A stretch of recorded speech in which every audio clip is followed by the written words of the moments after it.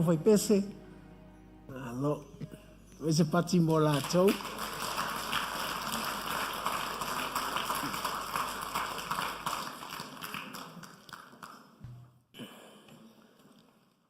Ia le li sua lau tusi le Roma o lona matau koe valu. Talo fatu le nei tai au. Unaua. Tau le leivo le va ai wa le masau atu.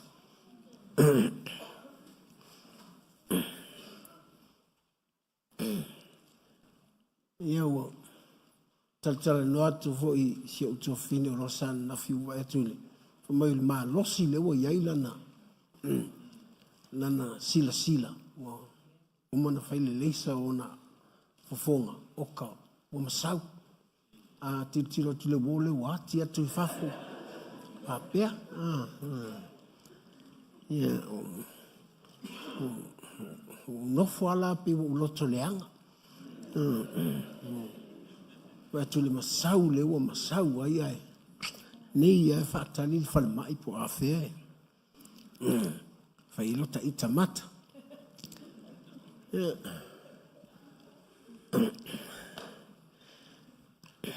Le lana fa ile mafata wana nei ana po mana nei ya male sunga fo il CEO wole.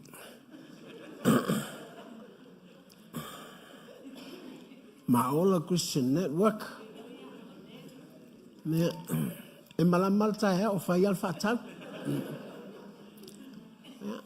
Ma ya le ta vale ma ya I o fai alfa tau. Fata uma nei alfa tau I.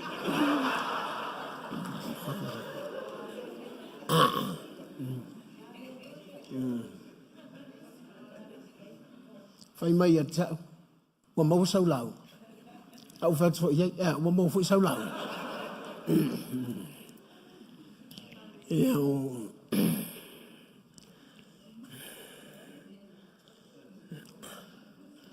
Ya suela lau tu sile Roma valu.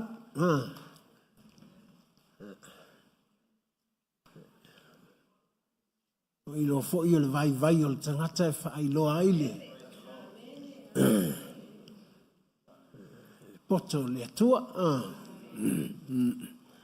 Ole fai upo es fuma le valu fa mal mole tupe. Se I fa o e o ile tols fulu. Roma fulu male valu. O I Roma e valu. Romans chapter 8. Ya ole fai upo e se fulu male valu. Se fulu male valu se ia o ile. Tols fulu. Se fulu male valu se o tols fulu.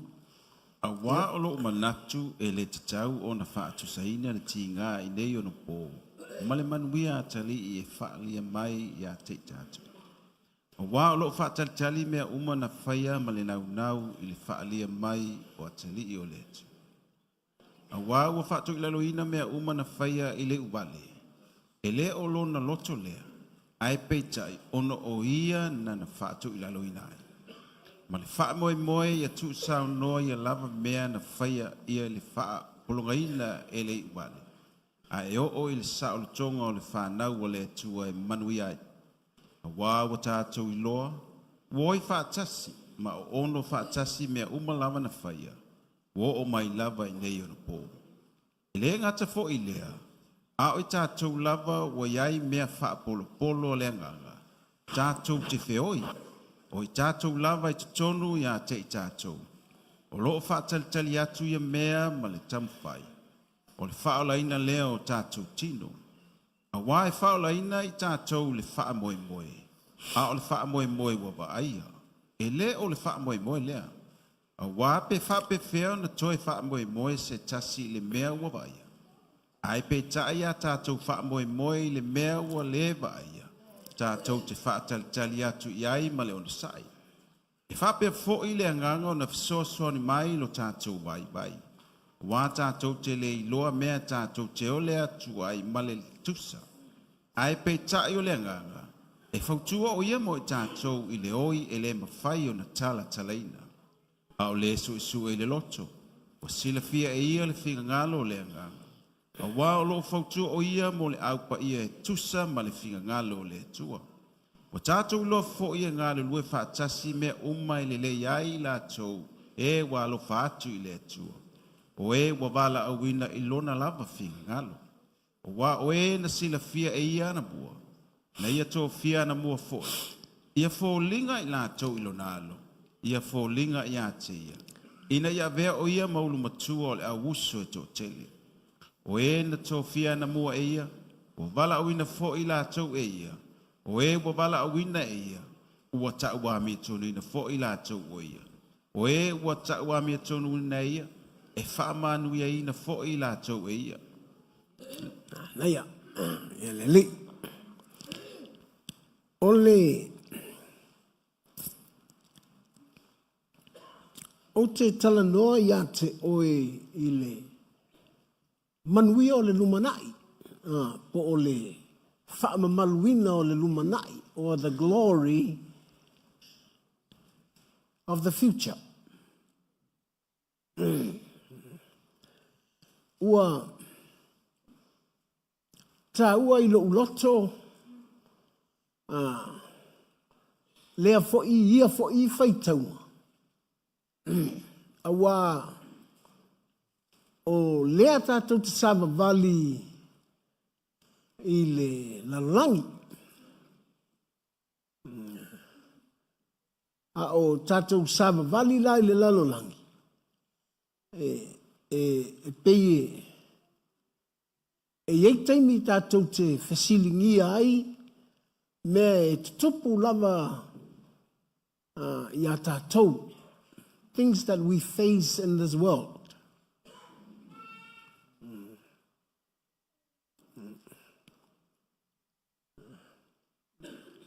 E pei e tei ai le tātou sa valinga. Things like accidents. Mea pei ni mea e te iaua wa tutup ona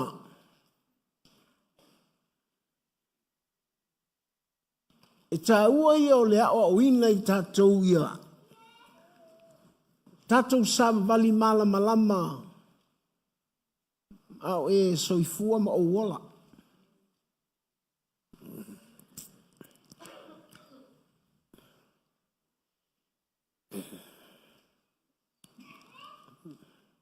Because whether you like it or not, we all face things that ta kok te le mawhau iai.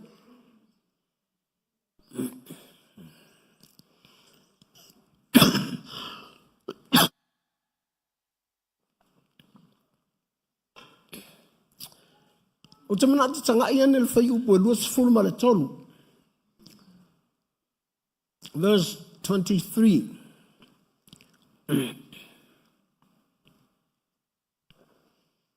E le ngata fo i lea. A o i tātou lava ua iai mea wha polo a le nganga. Tātou te whioi.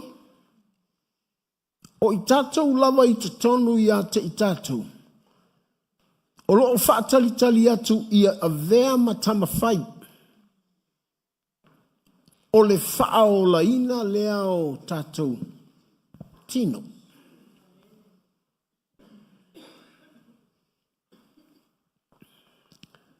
And because we are first fruit, and we have to look like a first fruit, tātou o oulua I fua. Oulua I fua la. E te tau ao na e sila fia lava e oe o le ulua I fua.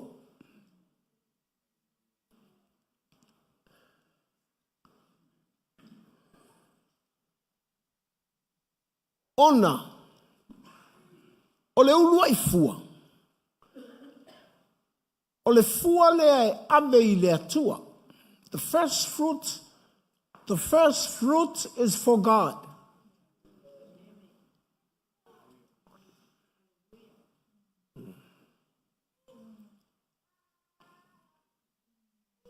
O le tangata la na te iloa o ia o le ulua I fua. He loves to give his life to God. Fia lava ia e, nau lava ia. E ave lona ola. Ia I le atua.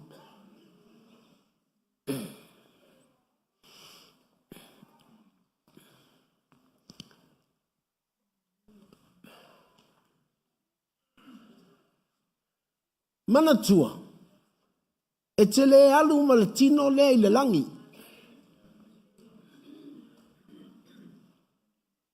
E ngata lo tino I le. I o I le pu o I le ale mangole mea. Tunga mau. Ngata I ngā. E walana vai la pe mau I la utala voi le au. O mata tu tanunga o isi. Whapea ta whewhe e tole. Ia, nana matua eli whala poto whana lepu. Ia watu lo uwai lunga ai. Whapea. Sole. Po la se pua tongi ia ia.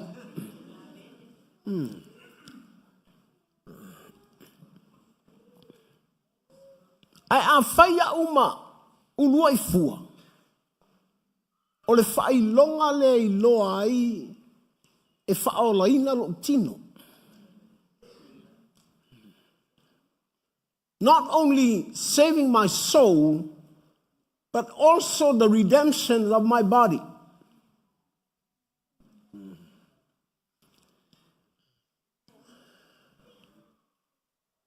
Ele ngata o le whaolaina o lo uanganga. Ia whaolaina lo tino. Ona o lo tino o le ulua I fua e ave I le atua. Tau laona whaolaina lo tino.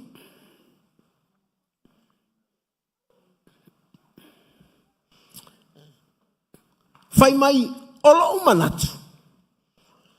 E le te tau o na whaatusaina le tīngā. I le taimile nei. Male manuia. Pe a whaali mai le manuia o le atua le lumana.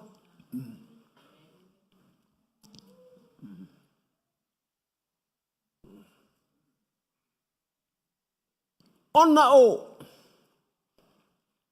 o mea tīngā e sui ai la ngona o lo tino.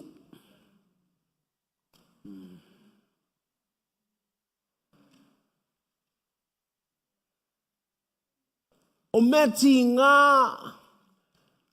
e o lava I o mawhauwhaunga e sui.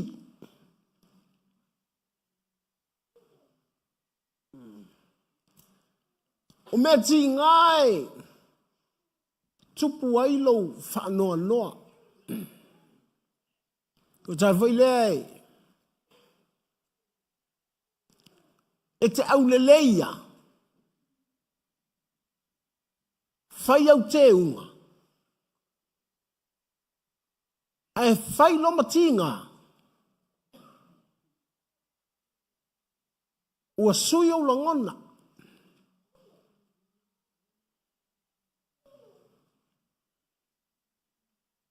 Na e manatu e vali o lau ngutu. Awa matana e whanoa noa. Te iwa e tango tia I le vali lau ngutu.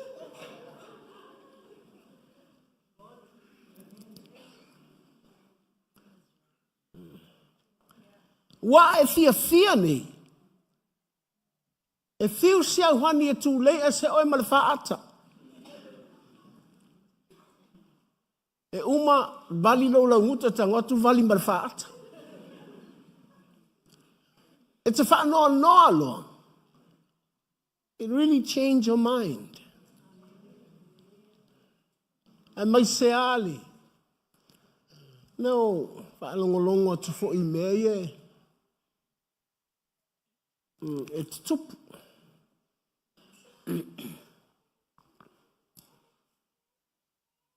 E te le mai a ai.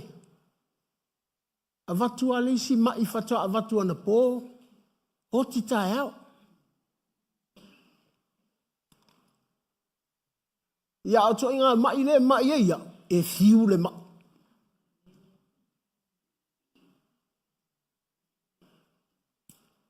That's why I want to change a new body. I'm not saying it le mai lo tino. But I need redemption of my body. I need salvation of my body. Atinga, never give up.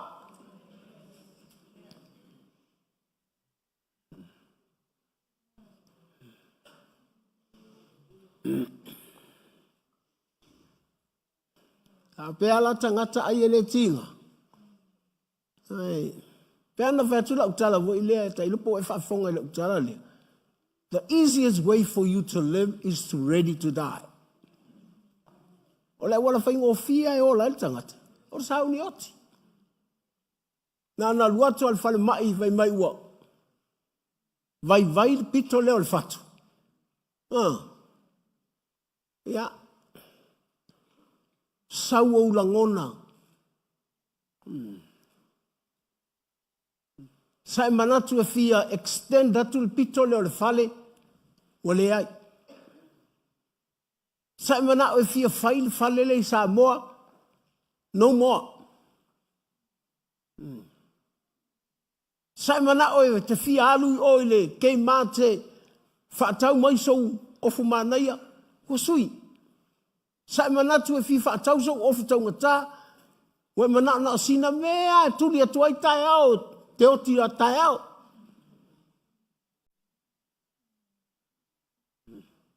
Manatu ro leo tangata. Na ala sa uni ai le langi.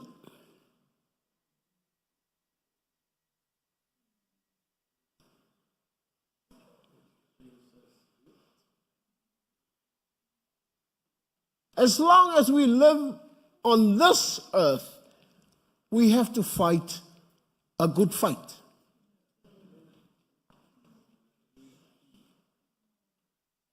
Never give up.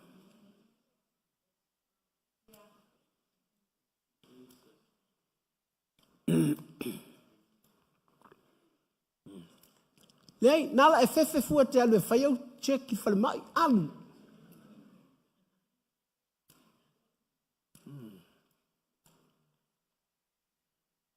But you need redemptions of your body. E mana o mia le whaolaina o lo tino. Aisea, langa o lo tino le whea ngai mati ngā. E le o whea ngai lo wanganga mati ngā. O le tino le whea ngai ma.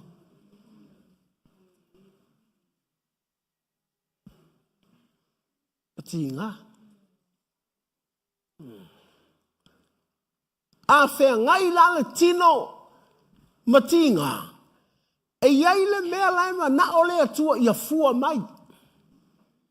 O le mele tau o le ono sa.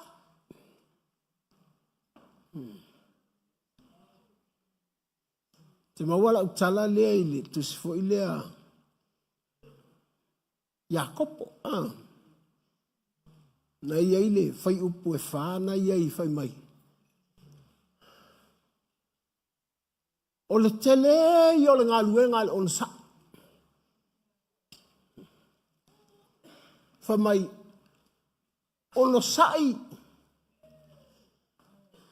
na te mua na te wha matua ina oi.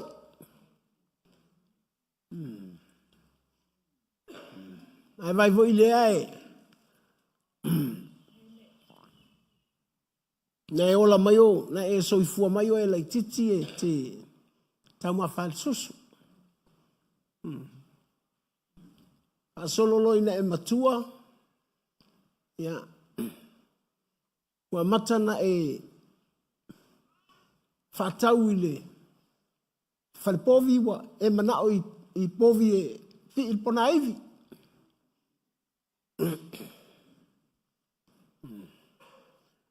Ua matana e a palale sakanga o le talo ua e le fia te manao i tama malo vangale o omi. Ai pasi i lunga le luau.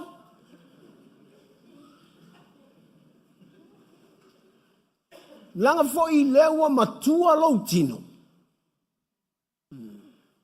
Ele o toe pepe i au oloa. E whapena lon sai.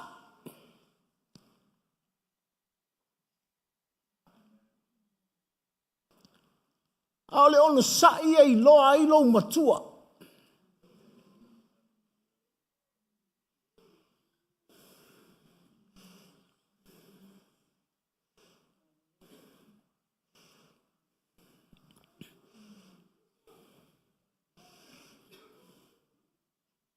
Langa ole ono sai na te wha matua ina le mea wha polo po o le first fruit. Ole ono sai na te toto ina le fruit. Ole ono sai na te wha matua ina le fruit. Ole ono sai na ke wha pula ina le fruit. Ready for the Spirit of God. Whai mai, ele ngata foi lea. A tātou o wha polo. Ia whetau i le leile wha polo ma le anganga o le atua. O le winga o le tala moi lea, ia matua o e le tino. A o le tino na te iloa le poto o le anganga o le atua. You have to familiarize with the Spirit of God. So your body need redemption. For you to be matured so that you can face the power of the Spirit of God. Ana vatuana le o le mena te hofoi o tangata ua whaolaina i le anganga ai le matua i le tino o le mafua angalena e le malama i tangata ua whaolaina i le anganga i le malosi o le mana o le anganga pa ia.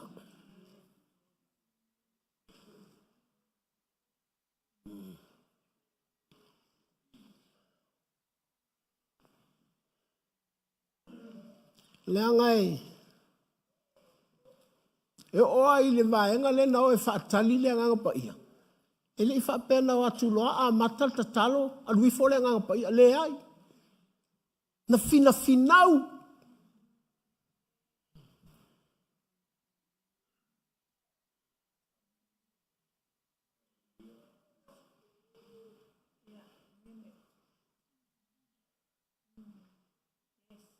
E umi loa le lotu mai.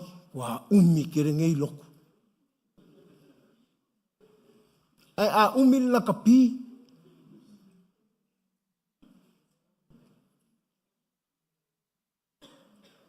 A umi me whaale anganga. O le vave ia na tongi solo. Ai sea, langa fo i o le tino lea. A o le tino lea. O le wha polo a lea tua. Po le urua i fua le atua. Le a mai e ko lengi le mea tinga. Inga ia matua le fua. Ia whetaui ma le anganga o le atua. Nanga o le anganga o le atua. E le whaatalia whaatamaiti.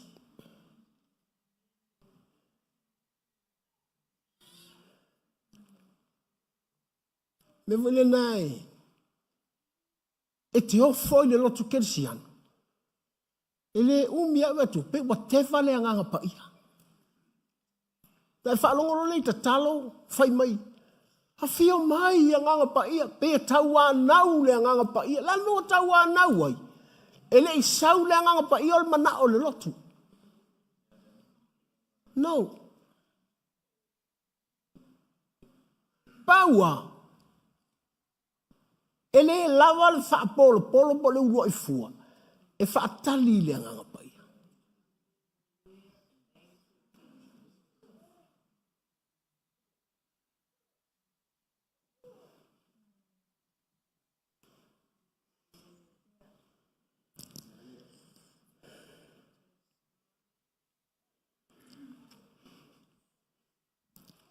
Langa whai atu o le tino le nei. E oi.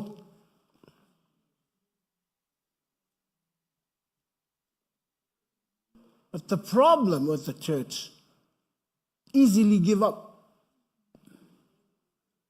But vitau le lotu. Vave iana. Tongi solo. Ai ala na mawan tongi solo. E musu le tino. E whetaui ma le whioi ma le tinga.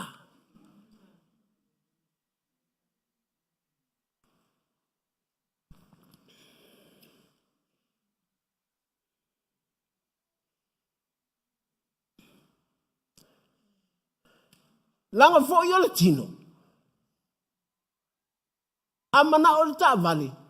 E mana o neia.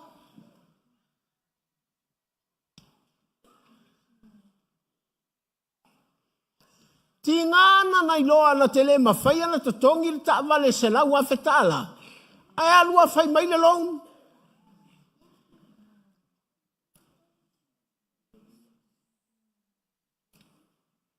E leiloa. Te oso momo le mea li mafe. Aisa, e kolengi ei oi ngā.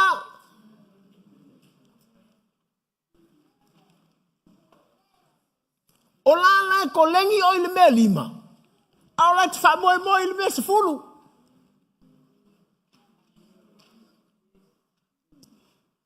E sau le mea se fulu. Au la te wha moe ua o le maa losi o lo wha moe le mea se fulu le ma.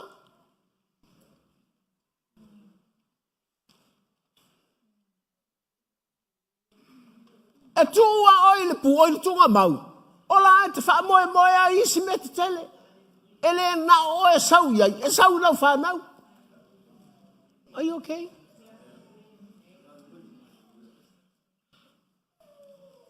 Whapena le manuia o le tangata na te ilo. Le wha moe le vaia.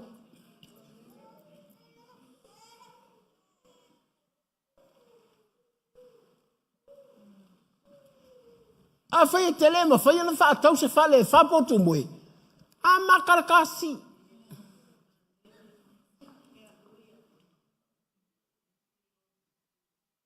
Kolengi ai loe. But you still see the vision of something bigger than that.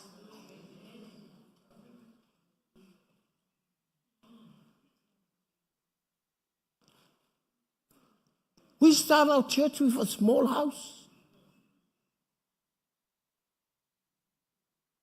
Te loa, e o mea te mi nei e whatua lau tala. Wa uma i. Te ne whai atula e whai tae au. But I'm still thinking of something bigger in the future. Pe o te oki ele sau the future. But my children, my spiritual children are ready for the future. Ele anga le uma akua o e whaapela, whaangau whaale anganga. Ia lele walu ted e kia I kako. No. Church need plans.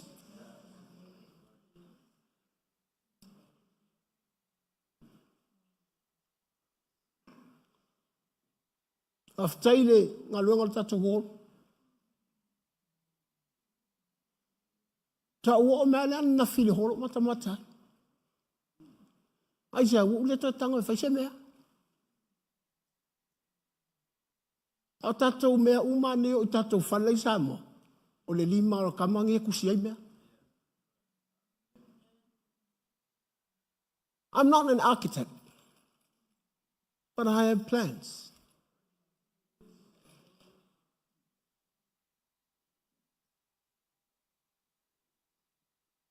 A whaina wala au au le atua mai le merengi. E te tau whailang a mai le atua ia te wata o le merengi.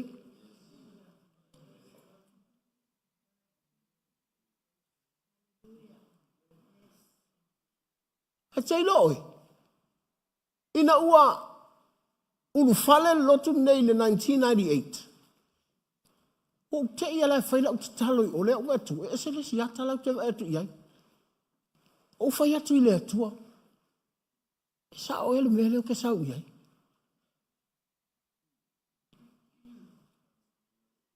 Pa mai le atua. O le wha moe moe le vaia. E tupu.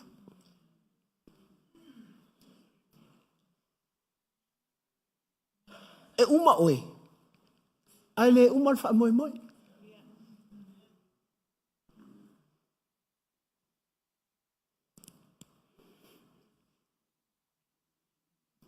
Hallelujah. Nei te wai wha pe ai o le langi lea sa wale wha moe moe lea. E le ai ma se o tātou wai wha moe moe se mea whai langi. Lawa umanga iai. A le whai tau le Ioannes fulma le wha mai Yesu. There are mansions up in heaven.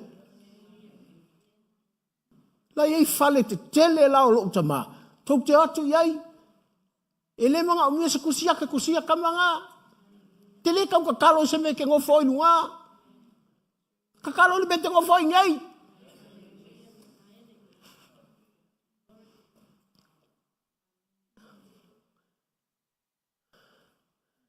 And when time for you to go,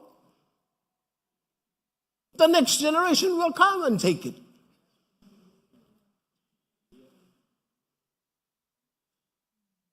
Nanga le mana ia le maloto be na umatu anai to ina ma umatu ia na ta umai ai ile ia o ina le kale sia le fa mo le vai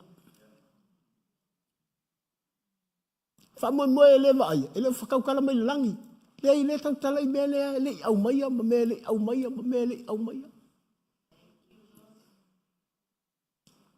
a mele le langi no la wole plan le tua te lea la tu le tua e iso ta fale pele ai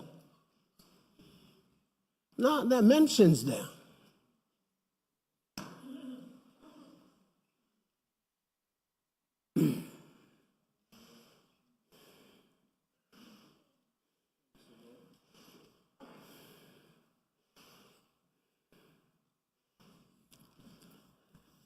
Langa foi o le wha moe moe o le tangata o le wha polo na te tausi ia o le wha polo o le atua. O le wha polo e whau i le ono sai. Na te iloa atu le wha moe le uma. Whai mai, o le wha moe le uma.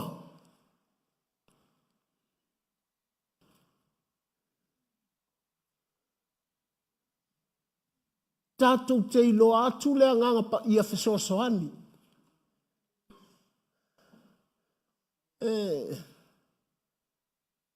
The problem with the church, ele masangi le lotu a Yesu i le whesoasoani a le nganga pa ia.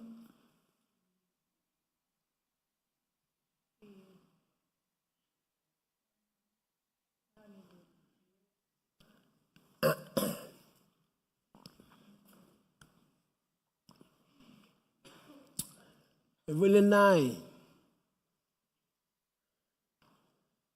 E se ai me fai.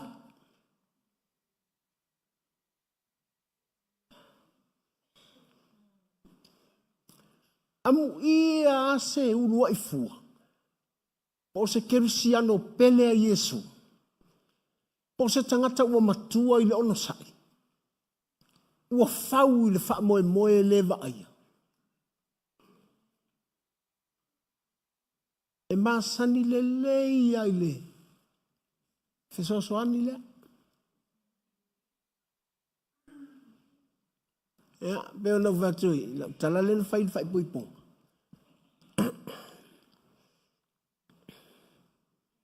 Tu watu le fane. Tango a tamu wha ingoa. Tu watu le manu. Tango atamu whailo na ingoa. Whai mai o manu na whaia ele atua. O atamu ana whai ingoa. Sila atu le atua I manu Le ai ma se mea o mea lana whai ingoa e atamu.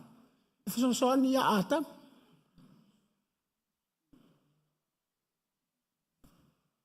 Whai mai lo le atua ia atamu. Tamu. Moe. Aisea. Langa lea la whaia e le atua le whasoani.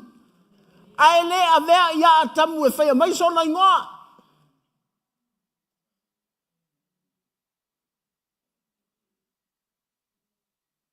Aua ana whaia e le atua le whawhine e whaapupula atamu. Ia ta whewhe fo isa tala. Asa atamu e whaia.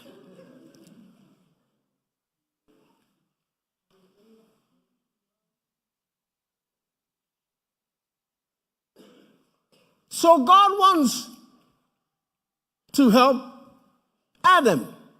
And he said to Adam, I will make a suitable helper for you. And this is how he made a suitable helper. To make a kamu moe.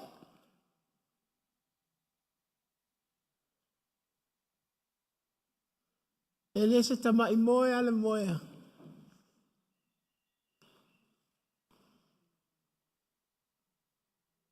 Lata ne ia tamu whai ai. Ele se tama I moe ale moe oe.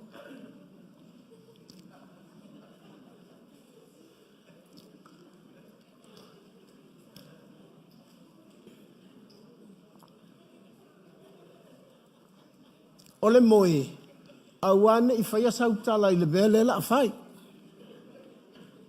Awan foi. God made all animals. But Adam said the last saying. He named all the animals.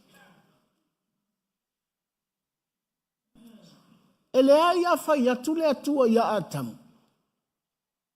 E pupula au mata e whaingoa naingoa. Le, whatever Adam's name the animals. Se kia I le atua. O le luar kene se leu te whai atua. Nea lau mana o le atua e whai se wheso soani mo atamu. Ia. Whamoelo e le atua atamu. Ai whaino wheso soani sa hapea. Sa te tau na ala atamu. It's the wheso soani for atamu. The animal is for sa tau na whaise tala atamu. Ilang whasosoangi le la iai. Wa te ia atamu le ala e. O le whasosoani. E pe ia o ia. E lua o ngā vai pe o ngā vai. A o manu le ana ta whai ngoa. O le manu e mi le isu. Ma le mangu e la kiki le isu. All kinds of animals. Birds. So se koi ngā whai e le atua. Whai o malawai. E ngā whai lo sosong. Ma kua le mga o ale kua whai sakala a kamule me le la whai. E tau mai ai. E le malama ka mahalo le whawhinge. But that's a helper. How come ko ke le ilo ai? A sosongi moa. A so songi fo ele fai mai o se ele fange. A fai a kwai I levi. Male ano. O atam.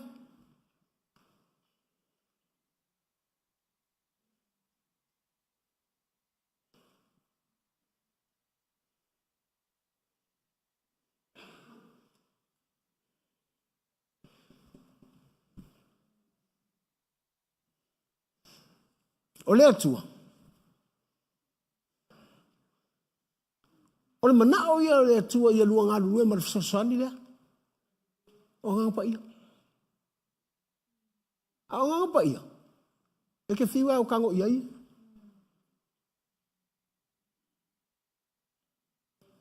e fiu lo mawhauwhau e kau whaa. E oi lo mawhauwhau e le malamala mai. E oi e lo tino e le malamala mai. How come he's a helper for you? That's why we have to be born again. Me le tau ai o le tatou to e whanau. Whanau i lea. Whanau i lea ia tutusa, ia kakou malamalama i le. Langa o le fisoasoangi o le anganga. We have to be born in the Spirit so that we can know how to be with the helper. His name is the Holy Spirit.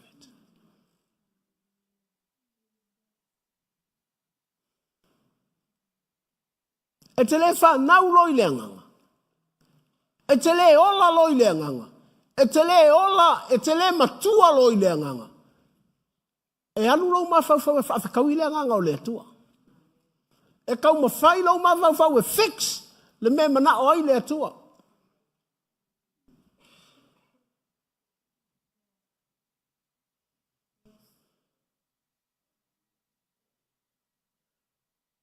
Vai atu.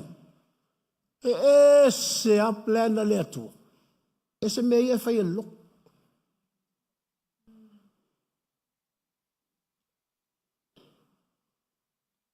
Hanu ron mawhauwhau e lo. E whao ngā mea o le tino e kai dai me lotu.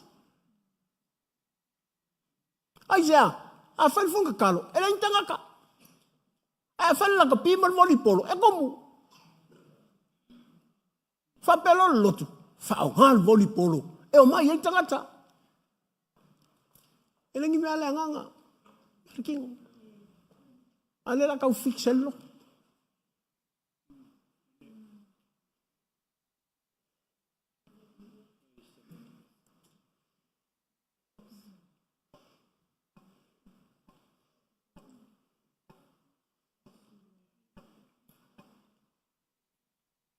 Tatanga te tatu loti aso aia, whaile camp. Ai lua kumau se vai, come on. Vai atua, la umar camp, ele ia se ka longa e whai. Sau no whai mei te au. So, scamp o mua le walo i eling, ta longa whako.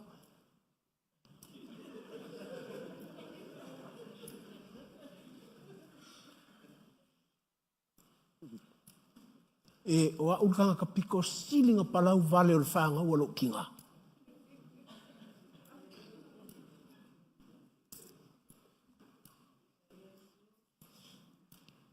Me marana, e oso vame alo, pona vale.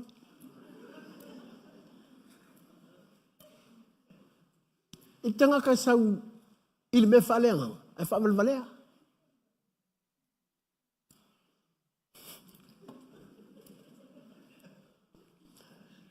And I said, I'd rather lose you than losing my God, man.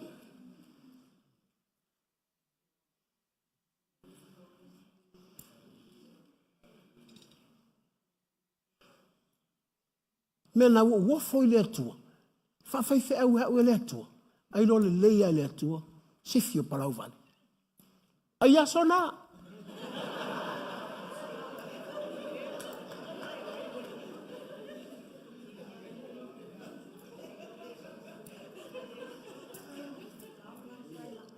Long time ago.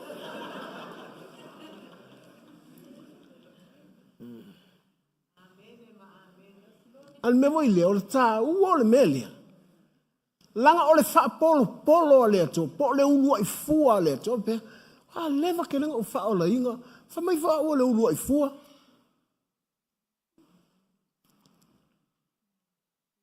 Lei o le tā ua i o tato o la malama. Langa a le whetau i ma le savalinga le savali ai, e una e tu ua ia le lotu.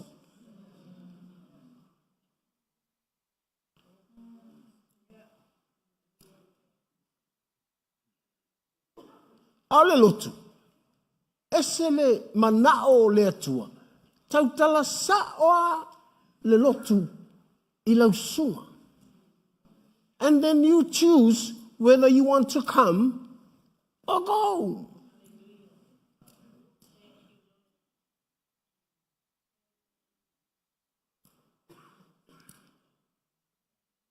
Na e su mai lea. Ma e ola ina loa inga. Te le ki api o ki ngā lai ti ngā ilu whale. Pea na vai atu. Tele tau tinonga le whai tongo whai paiponga. O le le.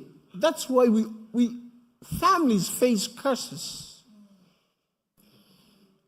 Mea ngā le whasanga i a inga I meo whetu.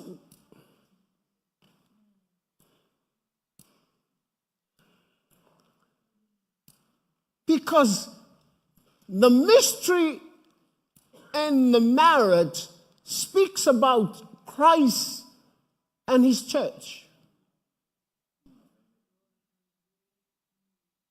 O le mea lilo le. Leito tonu o le whai boibonga. Ele o le tele o mea ai. Po le au le lei o le tengi whai boipo. Po le kofia le wala au lia. O le manuia. O le lua I loa ola le mea lilo lea. Le mea lilo.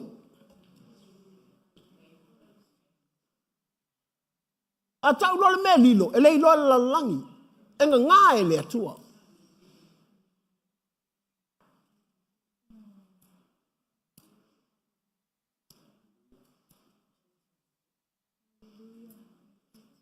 Mena e la ina. Fai a mea Yesu fai o so. A warta ua le vaenga lani.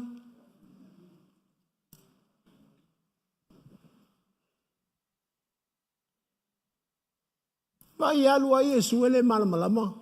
Lako ngu ya Yesu. Even e o mea le kaimiringi. Tele tangata le ngu o Yesu ele katkongu ya Yesu. Haisa. It's a mystery.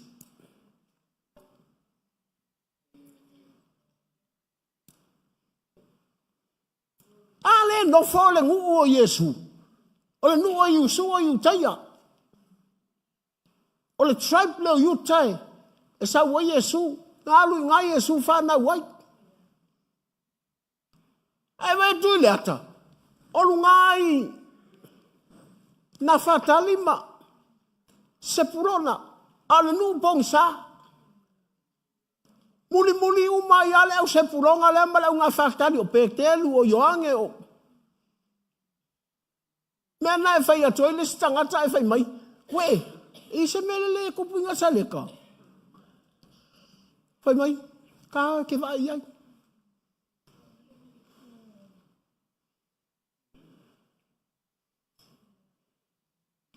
O wapelea. O hale me wana naha I le atua I longa lamangu. A le ua fio mai le atua whaadi mai nu ese. Le o te wamanguia kako.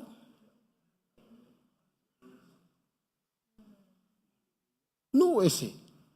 The opportunity for us. Le wangole wa mai mo tātou. A vai mai tau te ta alo iai. O le tala le tuspa ia, to e fo'i le atua I longa ngu. E te ia ngu ese mo kiai. E misi la nu ese le vanoa. Kiai lo le ku. E le ko longu. O le vanoa le wau mai a tātou. O le tala sto ina ia tātou le ua maliu. O sol mea.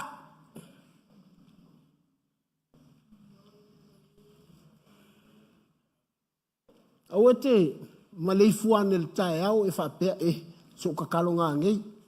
Le avanoa.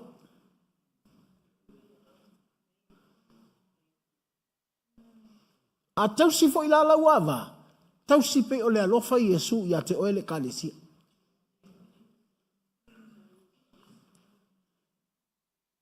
Tina, a e usta I lautane. Uska I lunga le mystery lea. Usta I lautane, pe o usta I le kalesia ia Yesu.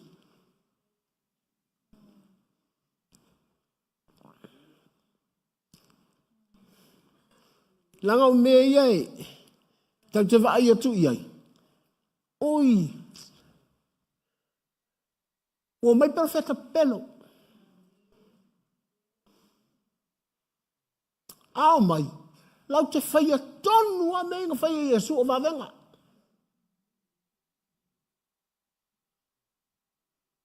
Tau te whamalolo mai.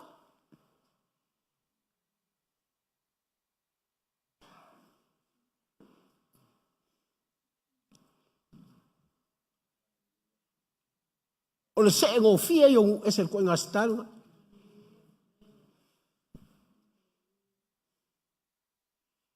Na elatu lea, e whaolaina lea nganga. E tamanini ia li tino.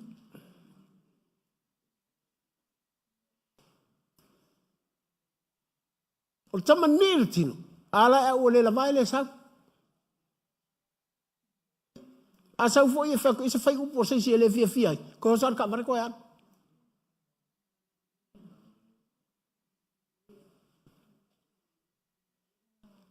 A tanga ia tu fo ila na wa fa u mai. Ia fa u fo ia kau ia ile. Tanga la te lei lo tau sil misteri o le.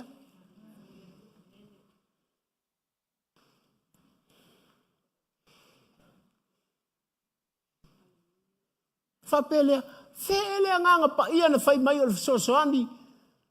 You have to be first, the first fruit. O the first fruit. O le fua te manu a i tau o e seisi.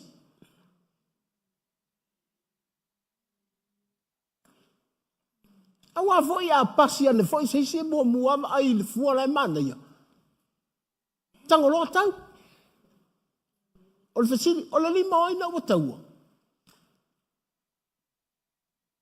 Walu malanga oi. Alai whaatali mai le atua. I le ulu ai fua lea. O le whewhea o satani, pe ai loa mai satani lo ulu ai fua. La e tutu e lima o le atua yo.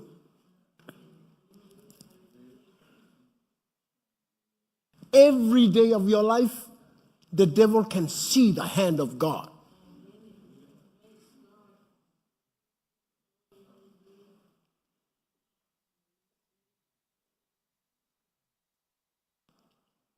O tau pea la, leu lua i fua lea o lau sunga maa u fo ia. Ia e si la fia ma au iloa. E ono le mea. Tinga le mea. O le wingo le talvoi lea, tau ale fua, e lua kuia le fa. E angi o kuia te saviri.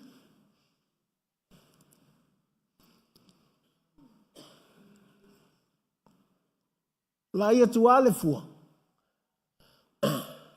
Ti ngā ma meanga. Piti I maua.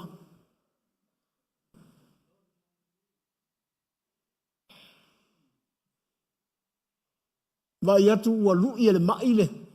Le ulu ai fua. Ua lui ele whaanoa noa le ulu ai fua. Ua lui ele me ti ngā le ulu ai fua. Ua lui ele ita le ulu ai fua.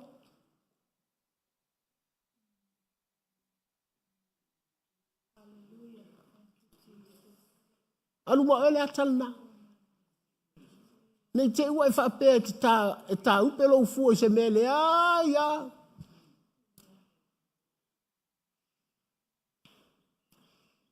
Ai alu titanga I se la au o la tu o se me te vai. E te vai ai. Luaku le si fua kau le si fua. Ai le o whaale ngai le si fua o le matangi lai.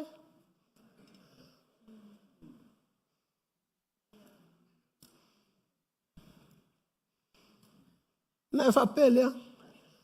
Le o le mako ua a inga leo ke. Ki ngā ingai.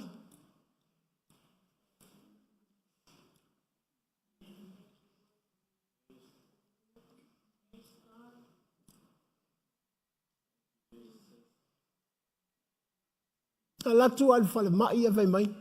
Something wrong with your heart. Saulo mal fasili. E si sa ko a ingai.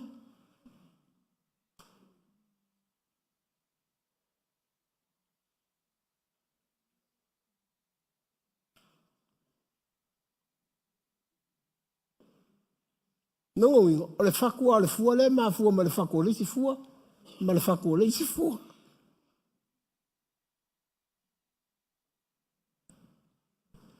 Ouna, pena vai atu. Te le o lo taimi ma lo tina. Whamakala mai lo kinga. Wapea, te ole. Mai lo kinga, ele ilo loko fuan ko wainga. O le wheko unga lainga, a mai ko wainga lo.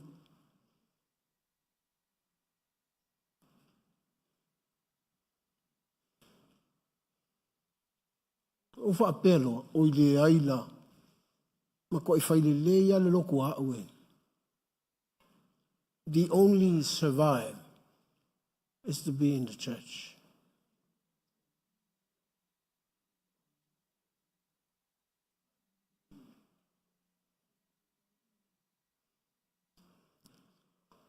Ua matana o whaile atua, whamang halo mai. O le wheko ule mea.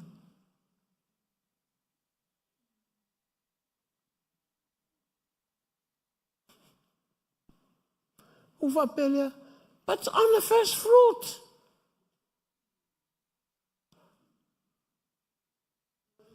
Hau tango whai tau atu, o le ua i fua. Tole, o le mea whainga mai fo i resi fuam. O le mea anga whaale ko ngola au. Iau te leino fo i lau sunga po le ale. Po whela au ntupu mai ai lau sunga.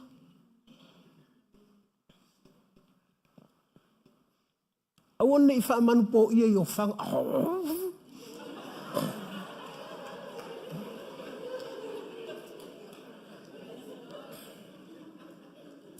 Veni lan me ke akai.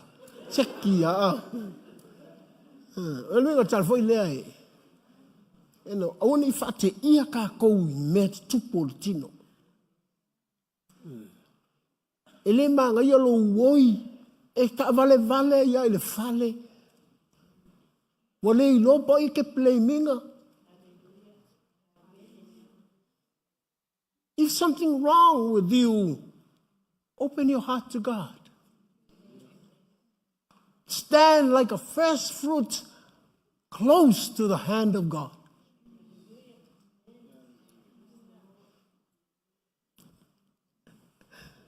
Tu sale per te fa aperto la tati bel pusotti e te fa. Te le fe ya. Awa te fa sepa tu lo o la te mal pusotti. Sui lo manatu. E tau selua tu lo wao e mai o ko te lua. Ya selua le la oki.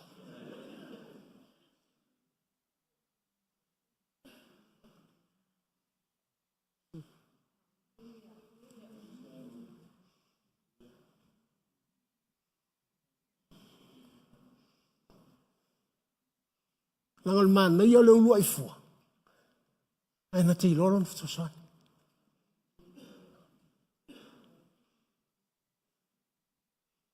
Pan vaiat. Am uial tangata. Na vai lona fu so. Ai vai tu tangata. E pe uma oia. E lua vai, lua fo yo na vai. Lua nga lima, lua fo e fai longa uru, fai ona mata, titilo mai. Fa idiak, fa idi mai. O le sosan. Ao le nganga pa ia. E ka fiwa au kau.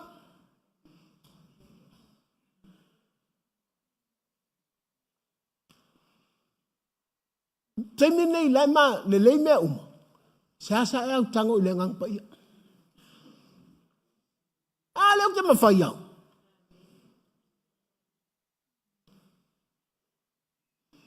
Na ona su e au lau ki, wale iloa. Apa vole, lai speki. Yan mar speki nga ki, pi le speki. Le iloa nga ki, ala i wale speki. Haja, mea ngata lima fau.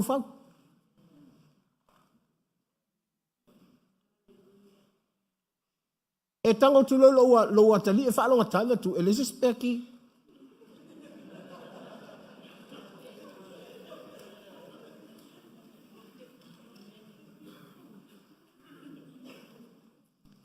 Fa pe sole ha e fai ngo firka avale fer speki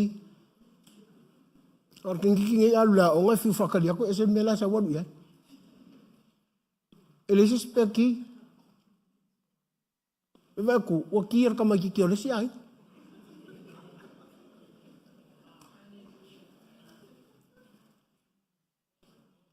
Le fa pele. Fa ola inga luka mamalo ki ngai te vai.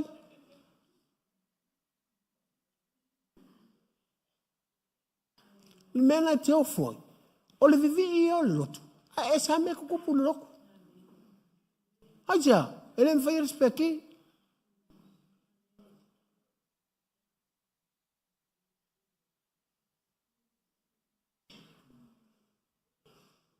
Pavu ia so ia la iti e. Ora whanau e tolu tene a tasitam. E lua kwaro ka lima kau uma le koru lea.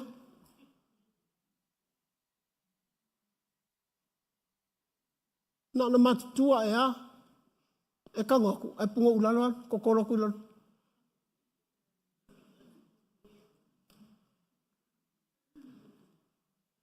Mo le mawhaia e lota malosi. E o maa ua tangata whewa. O kanu inga umai. Ngā ruko sila mai ia. Ko ka male kua. E anga umalosi. Pa pengi whanau whelua e whanakakoroko.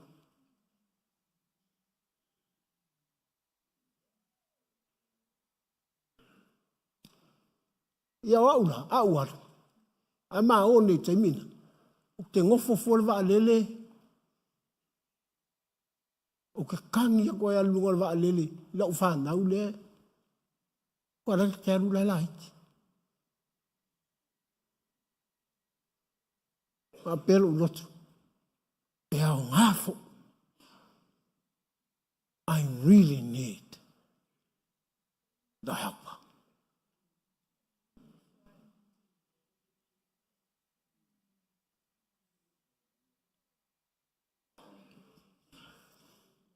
Hei mai le nganga pa ia. Wa lewa na uia te oe. Langon wha lawe lawe. E kere manga kuma ia ke au. Ngā lawa e ngā seloa. Wha lawe lawe. E te le māsangi te māsangi ai o mā whauwhaunga.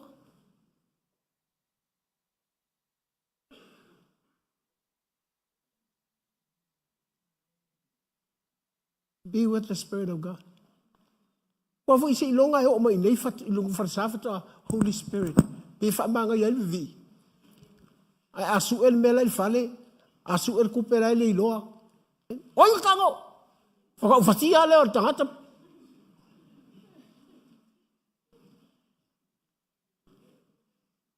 E fix mal mafau. But I learn a lot. Ngo le iloa le ki. Kere kangor speki.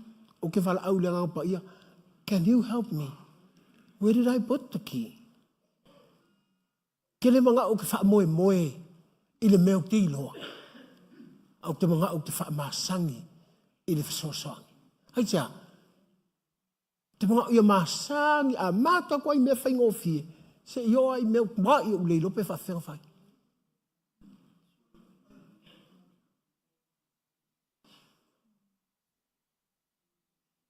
Mana yale saunanga disi to we vi vala u mai atu no lava mai dad ma ko ela le ya me u mai malo artanga kai fa ngula mu lima video ko e o man tual tala lis fa fa u sa fa i ma ia le la u sa sa mai la la pisi ma ya lu le. But I have no choice. This is my ministry.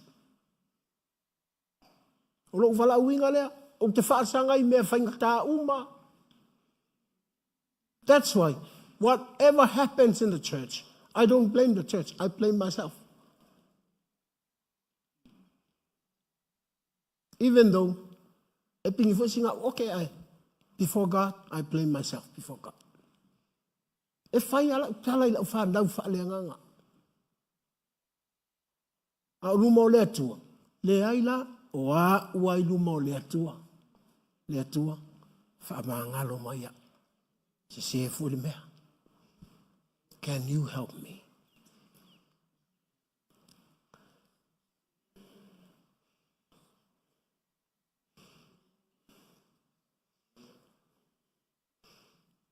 Mena e vete.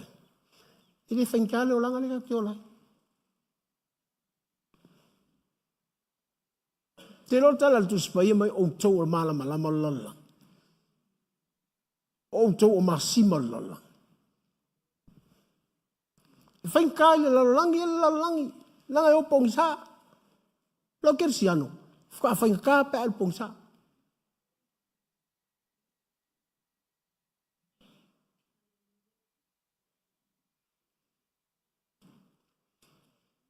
Me foi lana. The glory is with our future. O le whaama maluinga. Lairo kako rumanga. Tātou te laa iai. I le me whaama. E leke up kakau.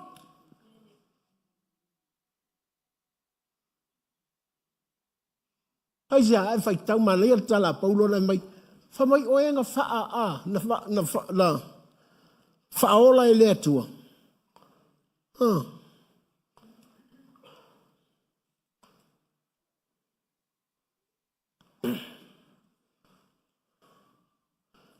Oena sila fia e iana mua. Na ia tō fia fo iana mua.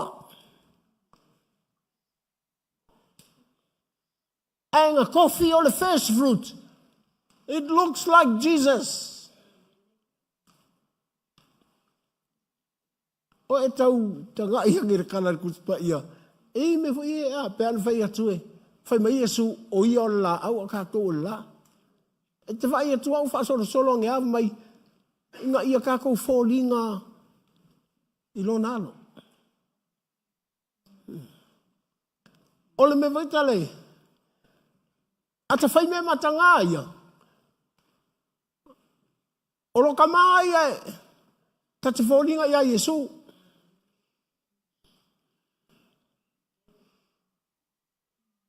Me whalena. Na e whaolaina, loma au whaolaina. Whau mai a oe. Ia e fōlinga.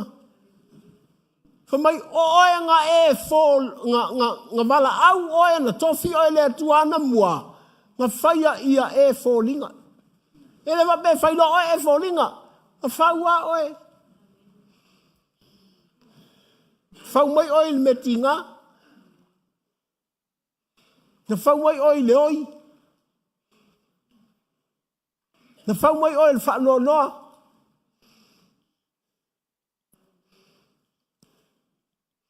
Nana sila mana sila fia oe ana mua. Ia e fōlinga ia kia.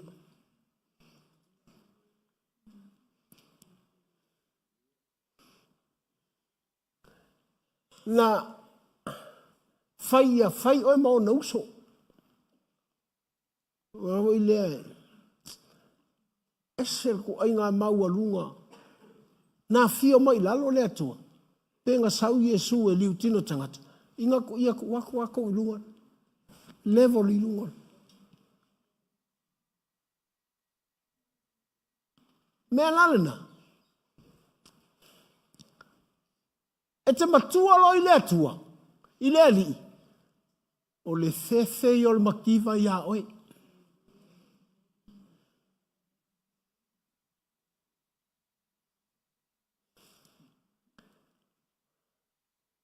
E fefe le fili ake oe. Fau oe. O ena tō fia na mua e ia. Ua wala awina foi i la tau e ia.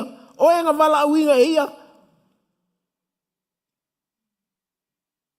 O whai atu le atua ia te oe. E se lo wami o kongu. Taimin nei a whape e leo sekil mea. E whako, e se lo wami o kongu. E peke ula ea. O e peke. Because even yourself, e ke maalama, o e ka ua tangata mi o ton. Pea whai ke ilo ai, o e leo.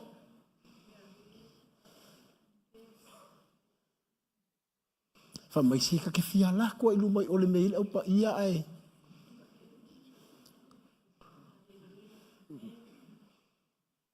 Ua te lala lo i mai. Se lo wa mi o kongu. Ko ia kaka mi o kongu ia. Nga o la sale o ka ngofo mai kua.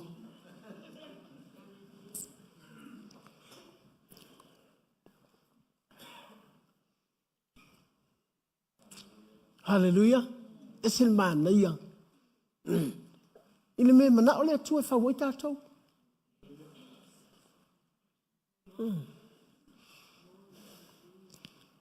Hangai,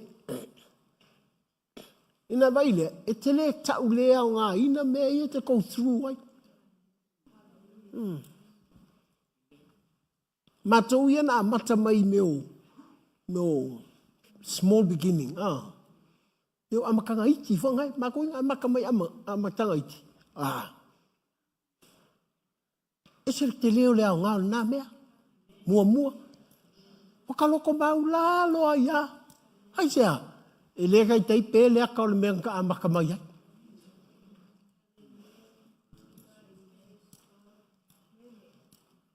Pele i loa isi. O la ata te i loa i tali mea ka amaka mai ai. Pē sa ual tangata si ita i lunga ianga tala wangani. E le taita ia kalu ese, tata i loa le lea le mea ka amaka mai ai.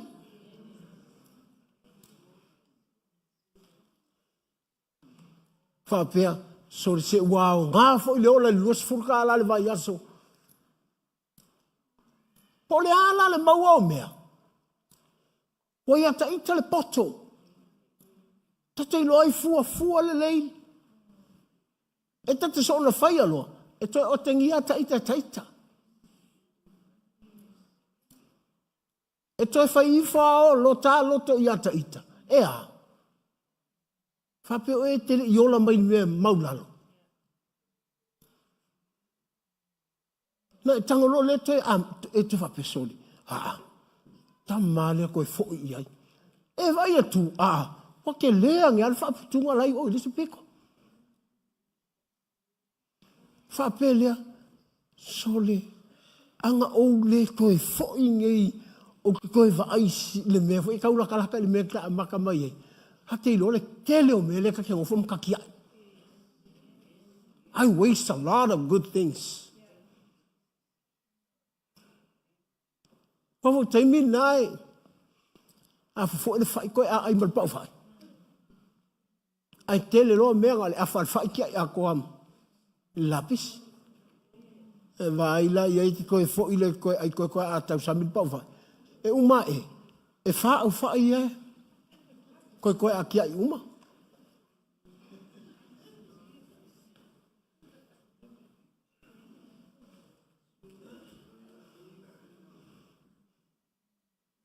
Awa voi ese le manuia. O le manuia i o le tātou lotu. Ata, o te wa aia tu ina le tātou lotu. Ese o kangaka o le manuia so le tangata tori. E oi, mai sa tina i ala tu la e au lele. Fe e whaaputu umana i nā mea.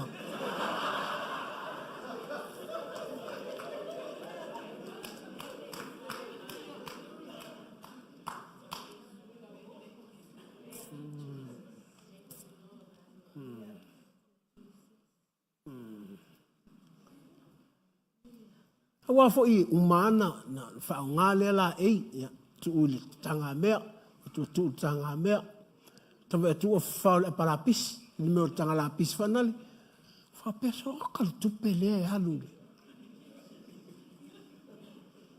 Me wama na o le nganga pa ia, o le tau le na o lo whale, ai so e minga, la ua halu malisi.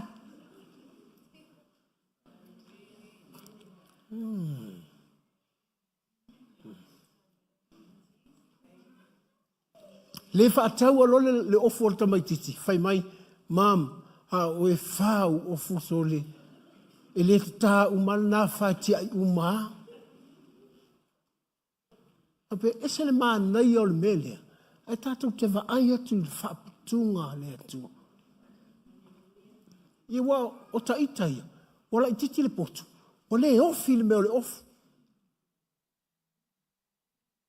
Whapea sole.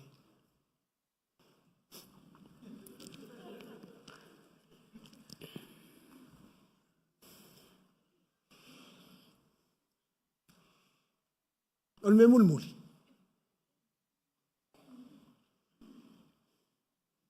O le tangata na te iloa o i o le fua, o le uruai fua.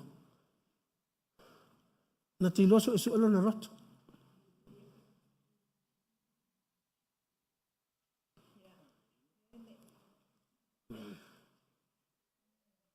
Tangata na te, e se le mana i ole. You know, like, if you're a fresh fruit, langai toe ngau lau pisinisi. Toe ngau mea nai ate oe. Toe ngau e malau wala au wina. Ma le tele o manuia toe ngau uma. Pea tatou leiloa nei. Su e o tatou.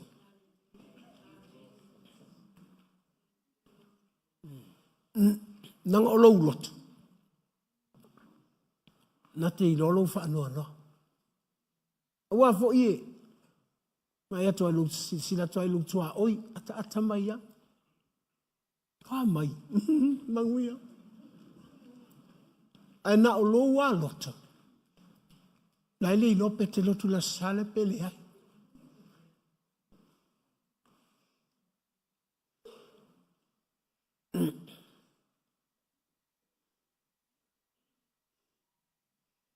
Fai mai o le tangata na te ilo su ele loto. Na te ilo fo su ele fina ngalo. O le anganga. Eo me vanale. Pe ia o ki ngā le anganga pa ia ia kea. Arwhana kere ilo. Ai ma nei el tala paulo lea. Fa mai. Ai su e nei o e lau loto. Ai ma sani nei su e lau loto. E te ilo fo le fina ngalo le loto le anganga.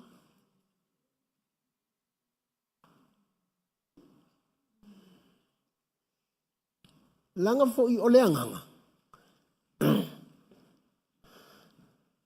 E na te sosangi aku ia ke oe, fautua aku ia ke oe, kupu aku ia ke oe.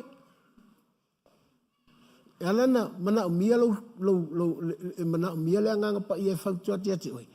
I le tangata le anga kei loto e su alanga loko. A su e ngei lau loto. A i lo nei ai oe. Su e pispisi o lau loto. Su e me whaala me lame i foi lau loto. E te ilo foi le mea lae.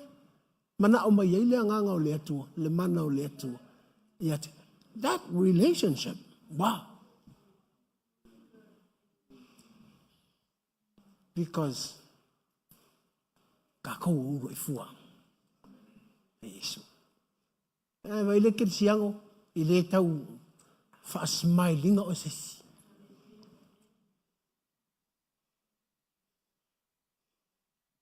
I le tau wha fia o sesi.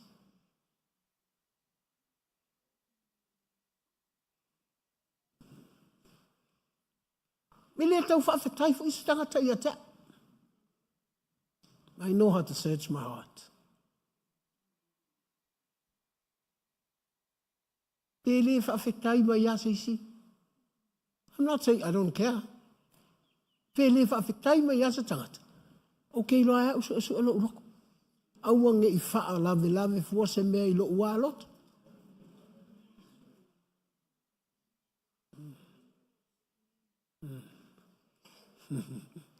Au matua me nei o la unga mana lea.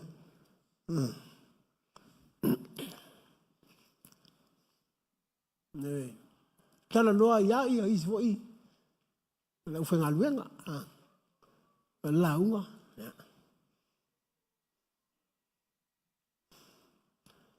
E la tulo i fafo fo i pe anu fale pe.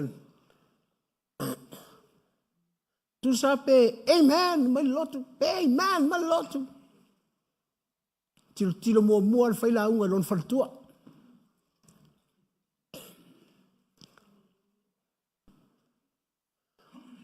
Pe lue mai le ulo non faltua langa la unga. Pe nofo al faltua mata pili le li vana le. Saulo i lalo. Saulo.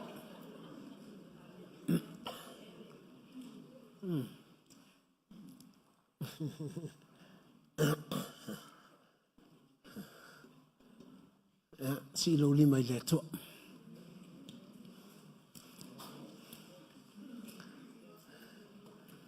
A fai e. O le ulua i fua. o le pele, la ta tulu pule le pele, pe o le pele Yesu. Ya. E tala nolo le ia lau pele le o Yesu, ma Yesu. Tai lau upu moa. Ho foi a tau. O foi tau vai ia tu spa ia ma tau sau no ma le fionga le tua ia tau. Pe ta ele le pai fa utala ia. Ha tai Yesu lau upu moa. Ha tai lau upu moa. O te mana tua loa, o te whai, e wile, e se loa lo whai a te. Ana le aini lau upu, ta whē i lo te se. Watani e mai tangata i a te au. Maula mai tangata i a te au. Look down tangata i a te au. But thank God for your word. And then I search my heart. That's why I love searching my heart. O ke su e lawa ia I lo lava loto.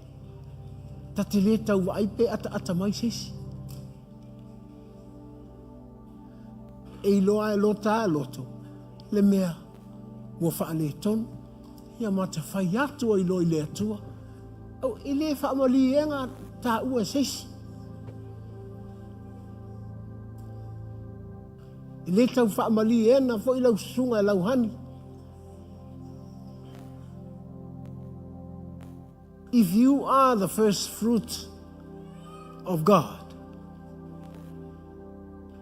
you can see the hand of God that really close to you. E pui pui oe, lao fo I ki ngā. E oi, mene. Nai vai atu lea. O mea nei pe e maa nai a mai lau ai. E te tali tonu le tala la tu spa ia. E u vale. E le wha se e a o e se mea ia. I got a nice house. E le wha se e a. I've got a nice car. E le wha se e a.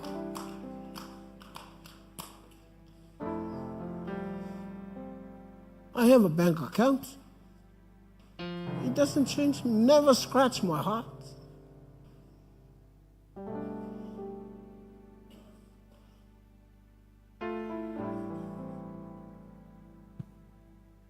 Ke su e la vai au lo ualot.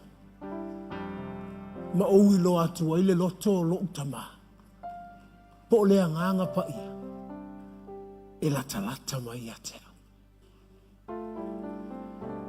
If you want me and the pastors to pray for you, ta mai lo le pese. E su mai lo lunga. Tanga o e sila na o I lo loto. I le tau tafu I se pese te su mai ai. Te tua na o I lunga e su mai. I le tau whaapatata tau pe se whalawa se ilonga e whaapata whatu awhi e tau sa mese.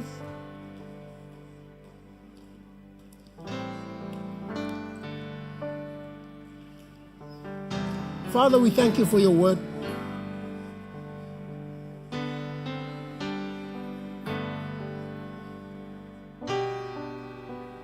After te alofa I te mato. Pastors, please can you come and pray for them? And your wives, Suman Fatua, come and pray for them. I've been blessed with so many things. My God's been good to me. I have families and friends who share in all that I do.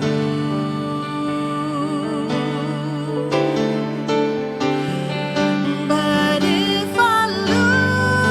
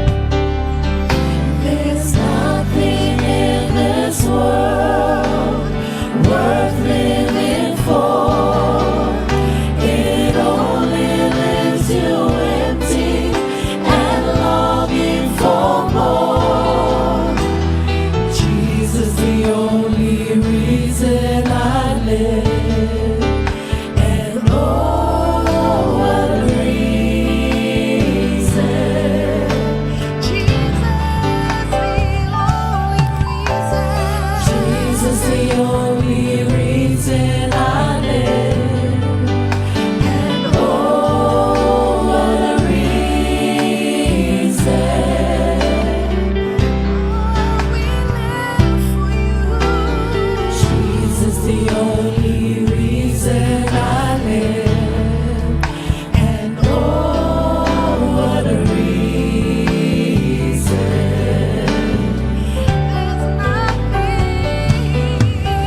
There's nothing in this world worth living for. It only leaves you empty and longing for more.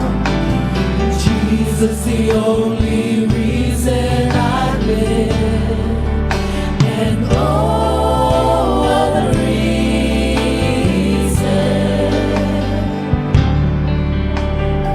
I've been blessed with so many things.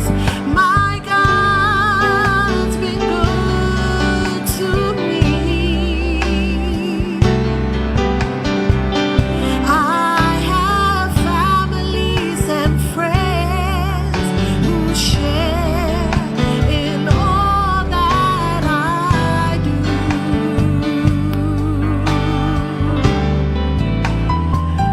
But if I lose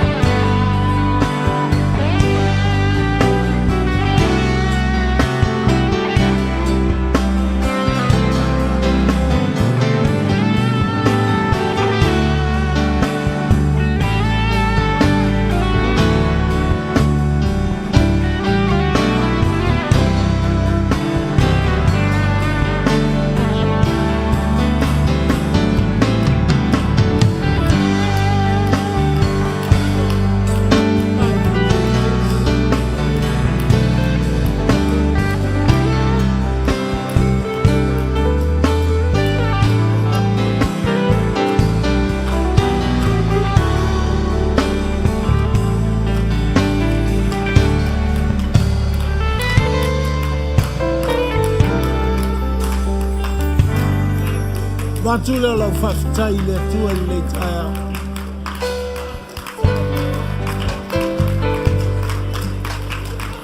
Lale upo le atua, te talai a te oe.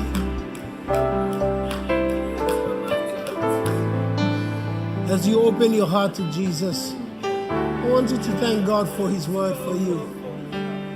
His word for all of us. As we humble ourselves in the presence of God. From the heart of thanksgiving, we acknowledge His love, His goodness.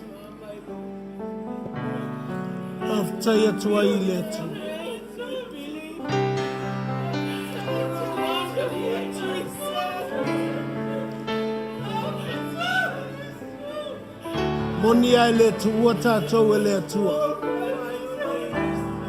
Yes, He promised He'll never leave us nor forsake us. That le tu ua lava tatou.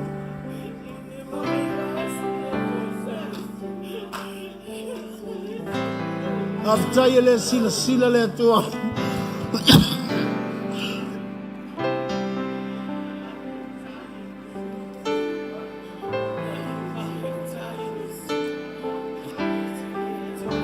Ele sila le tua le tatou tua na.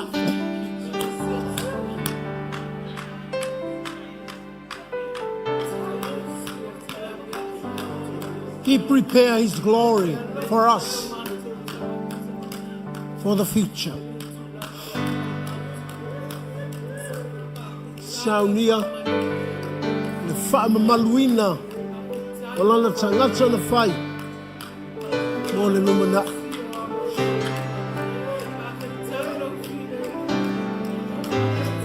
Say ye wha moe le uma.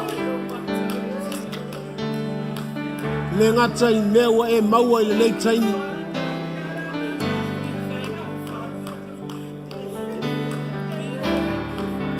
A lumana I lo wha moe le lumana. Whauoe le ia matua lo on sa.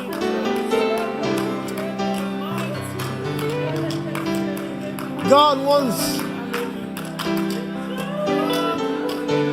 a matured endurance, a matured patience. Ya matua lo on sa.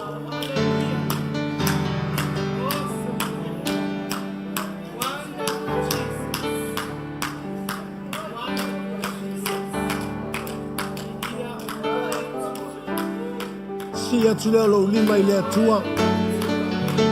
Mai a matu lo vi inga I le atua. Let's worship God.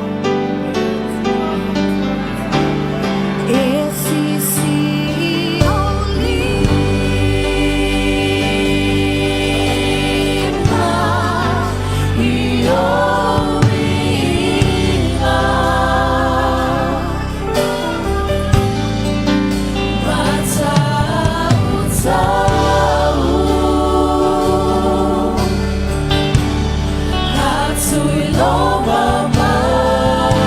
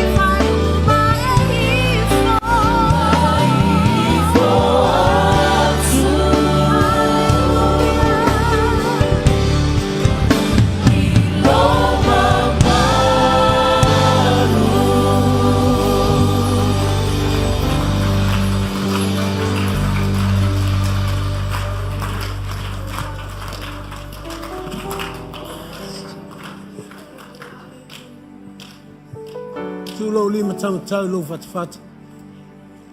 Atai tai mai tala lea. Aftai Yesu lo alofa ia te au.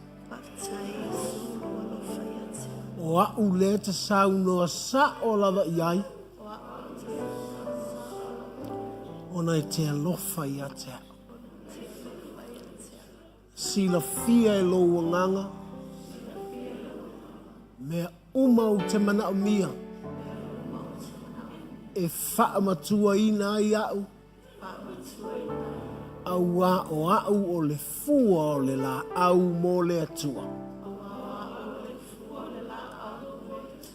O le ulua I fua mo le atua.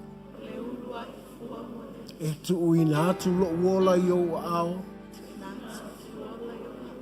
O le puinga mai a te oe. O le saolotonga mai a te oe. Le whaamalolonga mai a te oe. Whaafetai Yesu I lo alofa ia te au. Hallelujah. Whaafetai tamani nei tai au. Father, we give you thanks and we acknowledge your presence with us. Thank you, Lord, for your love, your word for your people, your word for your church. And we speak your healing, your deliverance in the name of Jesus. We humble ourselves in your presence, Lord. Tamaivi ia oe, tuina tu lau kalesia e o maumanuia. Tātou malau fio e manuia I lo mātou atu. Ia I o mātou lunga, lo manuia le atua le tama. Le alofa lo I a Keriso Yesu. Mafutaina I mātou e lo nganga pai. Ne ia o I whamavau. And everybody say amen. Manuia se si lo tua oi.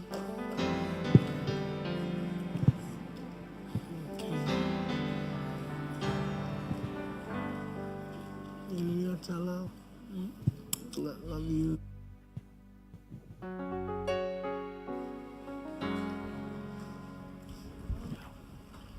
Ya, tu na tu le. Tu vas faire tous.